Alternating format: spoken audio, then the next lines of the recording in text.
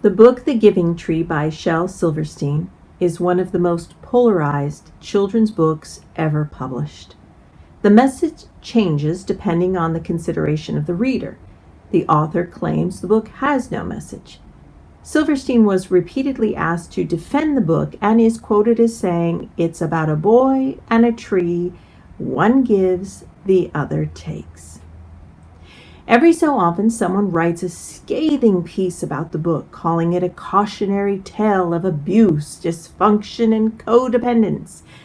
I understand, because it's uncomfortable to watch the boy do nothing but take while the tree does nothing but give. But instead of focusing on how the boy could change to be more giving, people tend to focus on how the tree should be less giving and have stronger boundaries. Borders, walls, not my problem. While the book begs the question of some, why is this tree allowing herself to be used? For others, it asks, how different might the world look if everyone became more giving instead of less? Whenever I hear someone condemn the book or claim it should be banned and refuse to read it to their children, I can't help but feel a little bruised, because even though I can be the queen bee of setting boundaries, I have also been called the giving tree. Now, full disclosure, I've planted my roots in a forest of giving trees, so I may be guilty merely by association. But truth be told, as much as I have given to others, much more has been given unto me, and I am so grateful. Before my husband, I had 2 serious relationships which I left due to geographical changes. Each of these people whom I loved gave me a parting gift at the end of our relationship. Apparently, back in the day, a token of consolation was a thing in amicable breakups. Now, unbeknownst to either of them, they gave me the exact same gift with nearly identical inscriptions. A copy of the book, The Giving Tree, where they wrote that I was the giving tree in their lives. It's very sweet. This experience was a defining moment in my life.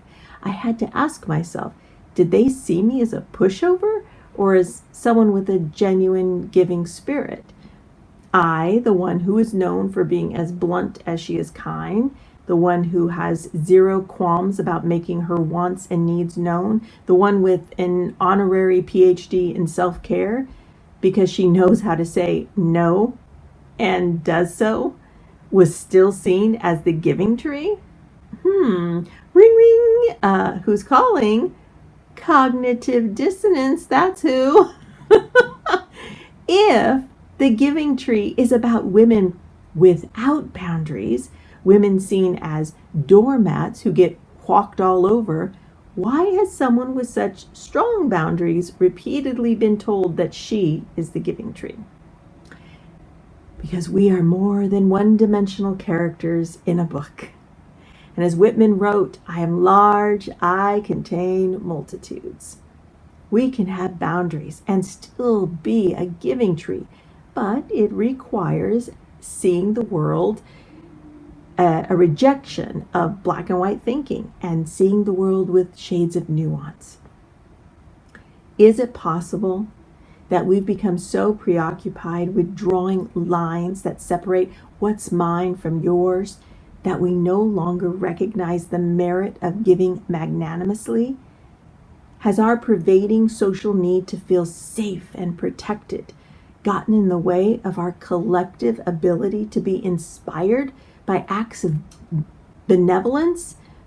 Giving with boundaries requires self-awareness of our own expectations and motives, and an understanding of who we give to, who asks us to give, and why giving is necessary. The key element I feel people miss when they harshly judge the book The Giving Tree is that the story of the tree and the boy is not a relationship between equals requiring reciprocity. It's a relationship between one who had and was willing to give and one who was needing and was able to receive. Is it unconditional love or unconditional greed? The giving tree may be both a story of unconditional greed and unconditional love. If we focus on the greed, the story constricts and ends, and we walk away with little more than anger in return. If, however, we focus on the unconditional love, the story expands and begins, and we walk away with an open heart, inspired to be more giving and loving to ourselves and others. To focus on love, we have to define what love is and what love is not. Now, I won't even feign the authority to define what Shakespeare and all the Bronte sisters combined could not agree upon, nor will I pontificate on the various types of love, romantic, parental, or humanitarian. I will, however, distill in plain terms what love is and what it is not, just for simplicity's sake. For many people, the word love is synonymous with the word need. When they say, I love you, they're really saying, I need you. It's a missed opportunity to know true love by defining and misappropriating it as need. Love is not need. Love is the intense expression of deep caring for another human being. Unconditional love is a desire to create betterment for another without a direct benefit to the self in the process. For me, the only love is unconditional love. I don't have to know you. I don't have to trust you. I don't have to understand you or even like you in order to love you, because it's human nature to care. It's my personal nature to care deeply. The act of loving you is about me, and how much I relish in loving you is about you and all the groovy swirls of color that make you you. Unconditional love is not a contract. It's a conscious choice, a verb, an act of loving with mindfulness. I don't feel indebted to another for their love of me, just as I don't expect others to feel indebted to me for my love of them. Accepting or giving love is not the act of surrendering to the handcuffs of obligation.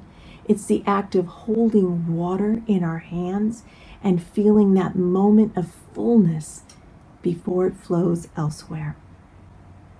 Unfortunately, unconditional love is rarely seen beyond the relationships between parent and child, human and pet, or the devotion of a teacher to her students, or his students, or their students.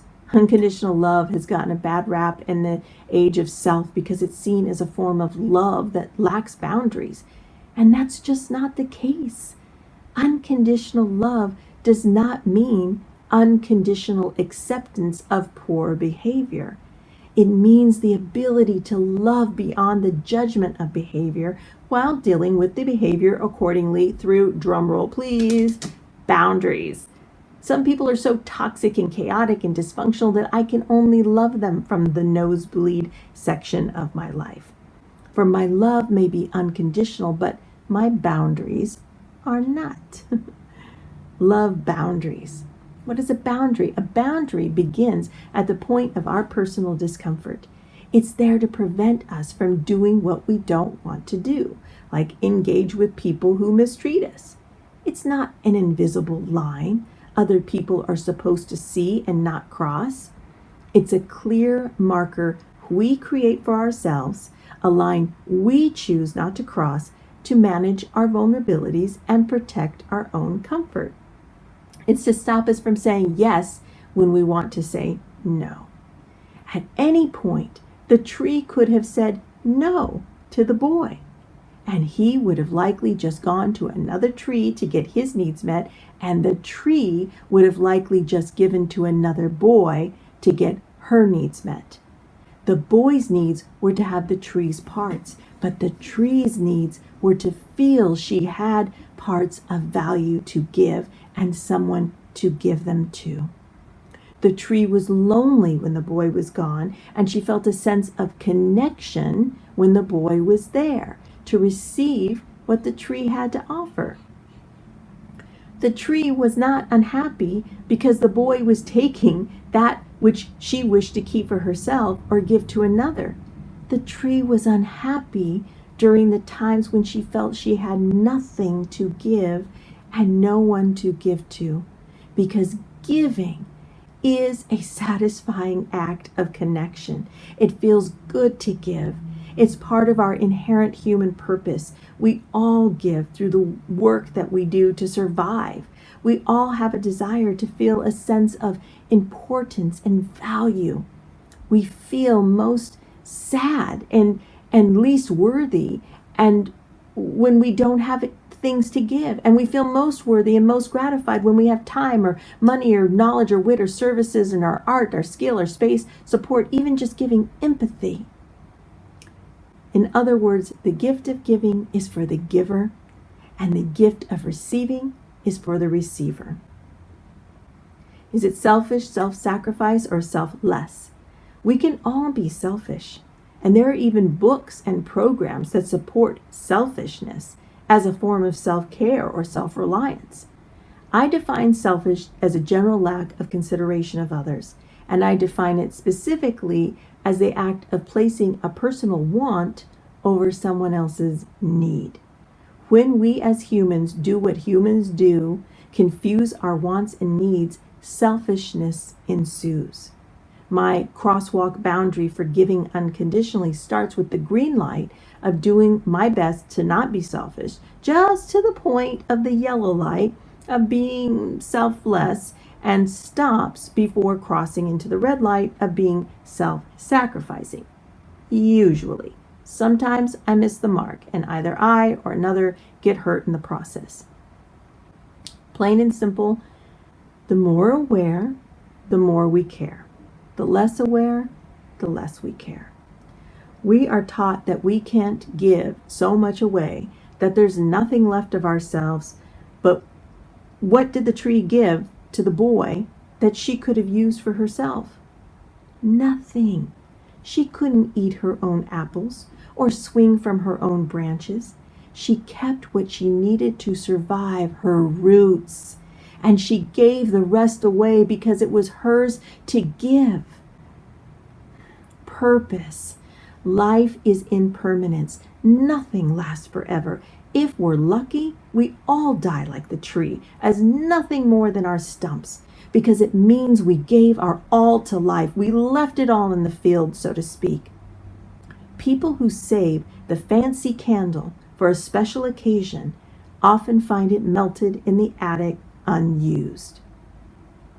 The tree wasn't sacrificing itself for the boy, but it was being selfless. And there is a difference. Self-sacrificing is to give up our eyes when we still need them, but selfless is giving to donate our eyes when we die, because what's the point of being buried with our organs if someone living can use them? The tree did not give away anything it needed to survive. It gave to survive, to fulfill its purpose. My boundary is to follow the KISS rule. Keep it simple, sweetheart, as much as possible. Don't give away that which you need to survive. And don't keep that which you're not using. Simple. The way we give to others with boundaries is to include ourselves among the others that we give to. Unconditional love for others is nurtured by our ability to love ourselves unconditionally, to offer ourselves and others grace, self-compassion, self-care, self-awareness. So you see, even in the age of the self, it's possible to give to others.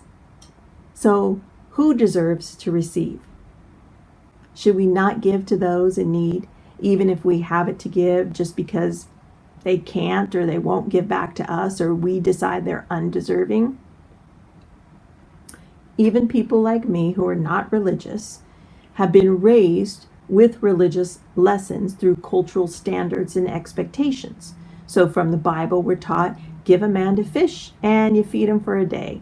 Teach a man to fish and you feed him for a lifetime. However, the Bible also says, ask and you shall receive. Furthermore, the Bible teaches, give us this day our daily bread. Not give us this day all the bread we will ever need, and if there's any left over, we'll throw some crumbs to the homeless. In your name we pray. Amen. Anne Frank is quoted as saying, no one has ever become poor by giving.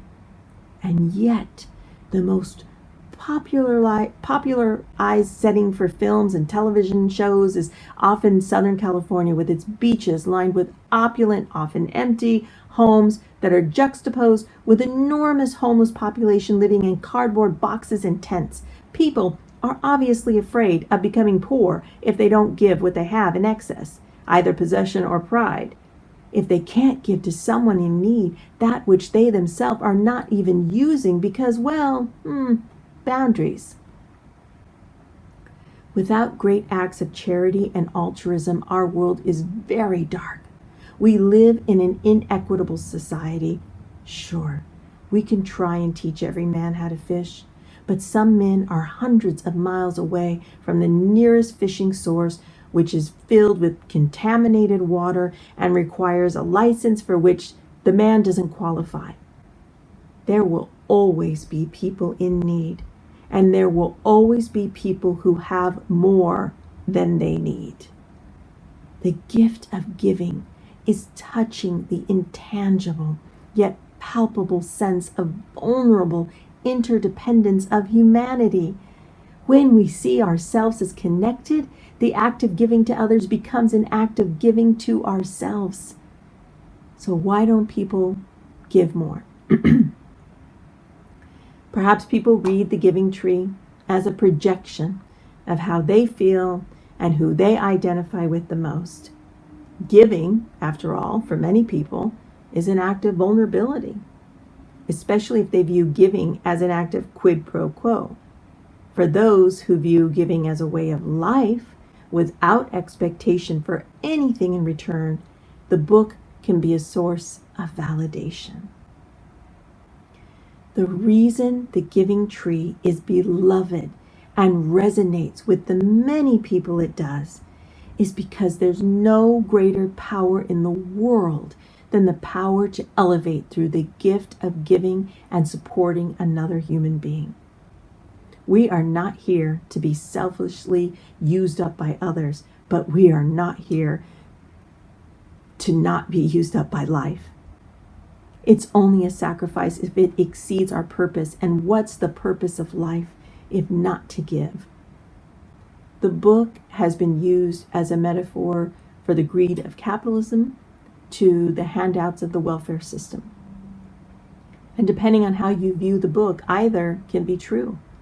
Perception is almost everything, but truth plays a part as well. And the trick is discerning when truth is purely perception and when it's not. We can teach self-reliance through acts of kindness.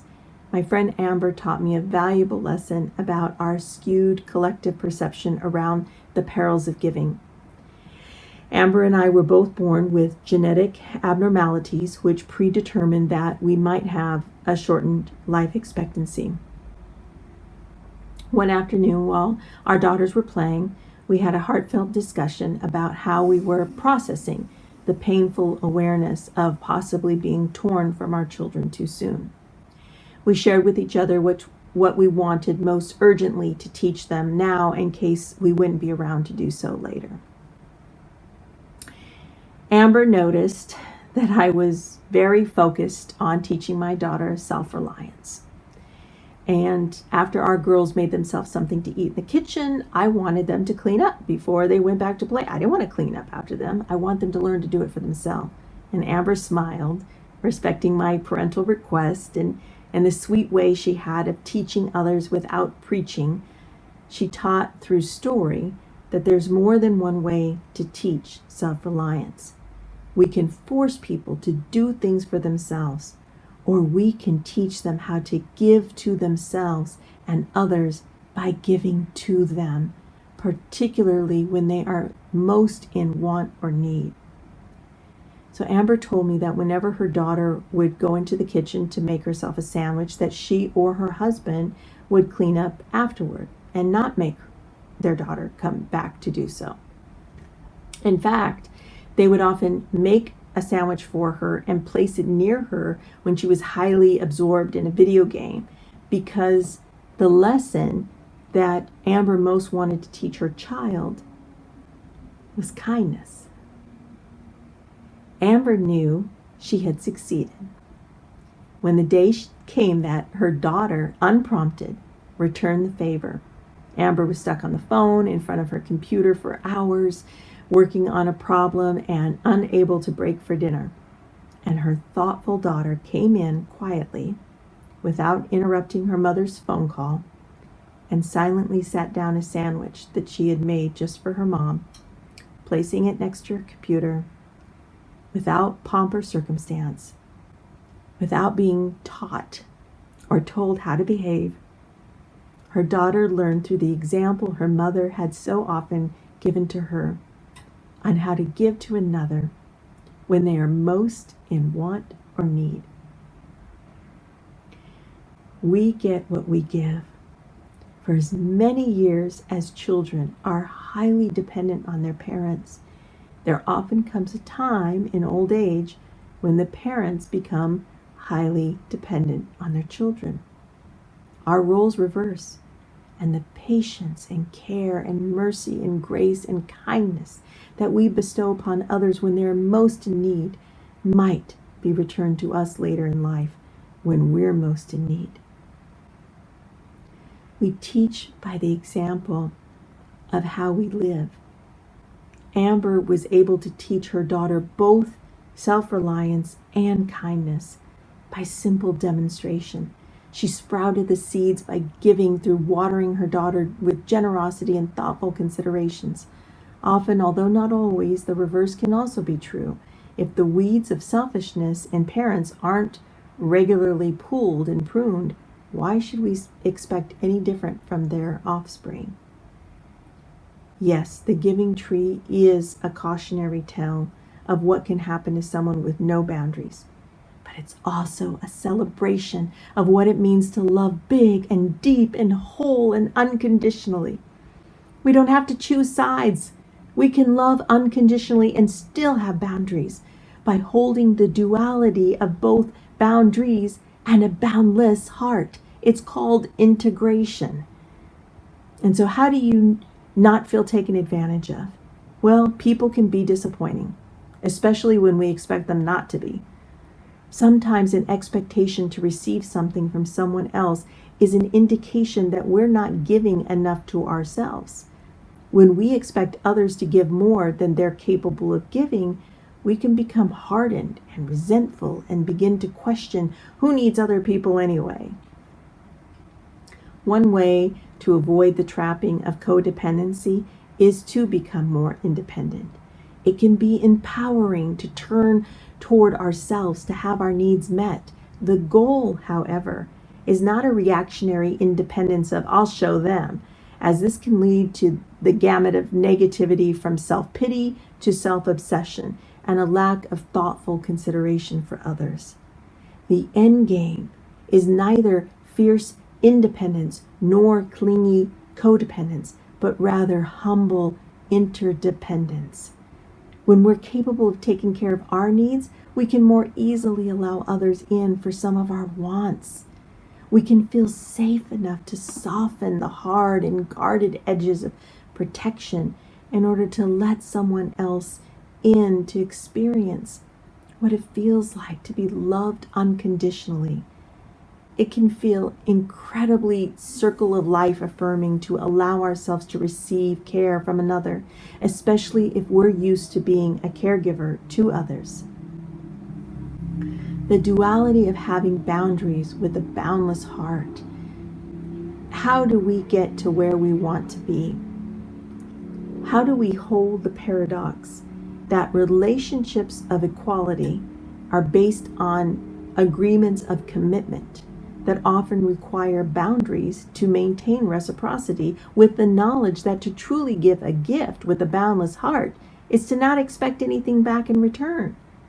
How can we give and not feel used when others don't give back? Well, one, we need to define the nature of the relationship. Does this person even have the resources to give back equally? Two, we have to differentiate the act of giving as either a gift, no strings attached, or an investment, strings are attached. The choice is ours, but it's a choice that's better made with intention before the act of giving. Three, we have to be brave enough to state our expectations, or generous enough to give without expectation. And four, we have to communicate clearly to the other person what our desires and expectations might be. If we're giving in order to receive, that's not a gift, that's an investment. And human beings as individual entities are not investments. Yet, I understand relationships are often contracts which are in effect investments, and a successful investment requires a successful return. In order to have a contract, however, you have to communicate your expectations and negotiate to have your needs met. That means you must be honest with yourself about what you want to receive in exchange for what you give. If you give under the guise of a gift, it is not fair to have invisible strings attached of expectation. Communication and boundaries make clear for both the giver and the receiver the difference between what is a gift and what is an investment. So an investment might be, I'm giving you money specifically for music lessons with the expectation that you will learn how to play an instrument. However, a gift would simply be, I'm giving you money to spend as you see fit. We all give and take. The boy took, and it was never enough. And the tree gave, and as the book states, and the tree was happy. The lesson of the book may not be that the tree gave too much, but that the boy gave too little. The world needs more giving trees, not less. I want to dedicate this story to my friend Amber, who is a giving tree who graced this earth for 40 years and is deeply missed by all those who knew and loved her.